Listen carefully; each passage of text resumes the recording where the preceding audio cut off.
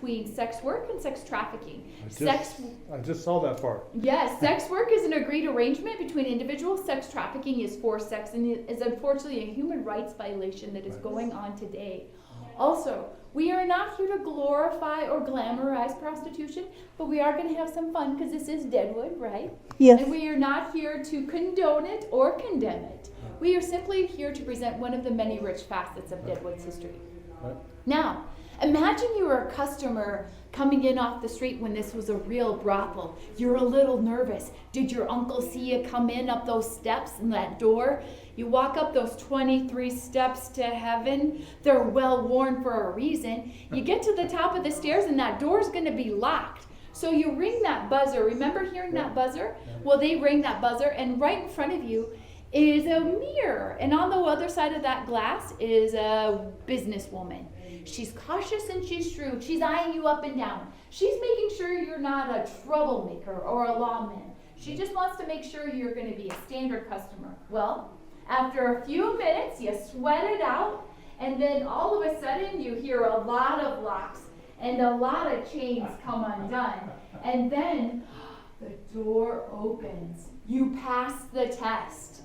Then that lady would invite you on into the parlor where it all begins. She'd offer you a place to sit and something to drink, which of course you'd have to pay. And then all of a sudden you hear a bunch of high heels clicking down that hallway behind us, and in come 3 to 4 gals dressed in varying degrees of undress. Va, va, va, boom. They're all, made up, and they're walking around the room, and they're making polite conversation with you. They're literally trying to charm the pants right off of you. They want you to hire them for the job. Well, after a few moments, you make your choice, and then that gal would take you back to one of the workrooms, where there you would discuss the business. Never out in the parlor, back in private area, so that you could discuss, so he wouldn't be uninhibited, he'd be able to, share what he would like. We're about to go into one of 4 curated workrooms that represent the various decades. We just ask that you please ask questions, take pictures or a video. Hi! And also, please, we just ask that you do not touch any of the artifacts or sit on any of the beds because they're all broken. And just kidding. And follow me this way. Okay. You're a very talented actress. Thank you. I know, I am a theater person. This furniture you can sit on because it's not antique if you feel the need to sit down. So come on into this room.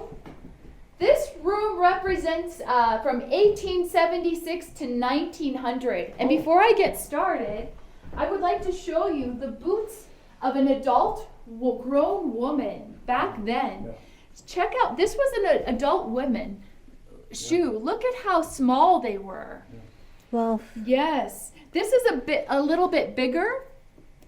Wow. But still, look at how tiny they were, because they didn't have the grocery stores that we have today. They didn't have Walmart, and they didn't have vitamins and minerals. They didn't nutrients, and the readily protein available. Yeah, that's why all people used to be small. Yeah, like look at how small this chair is, and that was considered a fairly big chair. Yeah, it's interesting.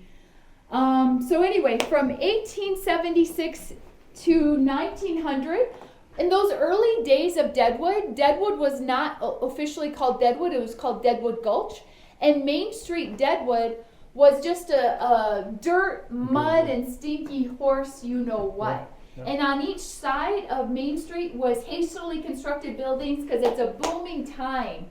We have a lot of gold being found here, and they're panning for gold.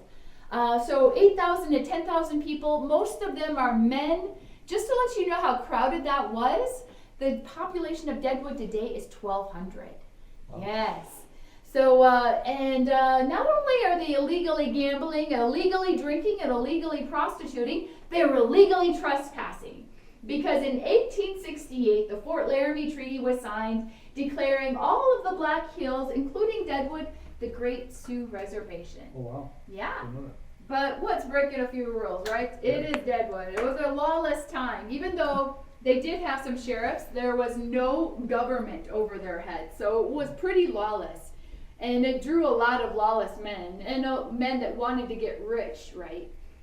And in those early days, we had Colorado Charlie Utter.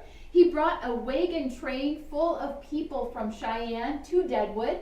And on some of those earlier madams, Dirty M and Madame Mustachio, no, she had a mustache, and no, she was not transgender. She was French. She was French. And we'll talk more about her in the last room. We have a real picture of her. We didn't want to show it to you right away. You might get scared and run off. So we're waiting till the last room to show her.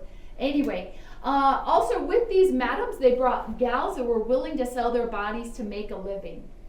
In those early days, prostitution did not take place in nice established brothels like this. It took place in the back doors of bars, saloons, and dance halls and theaters in crudely fabricated boxes, or cribs is what they called them.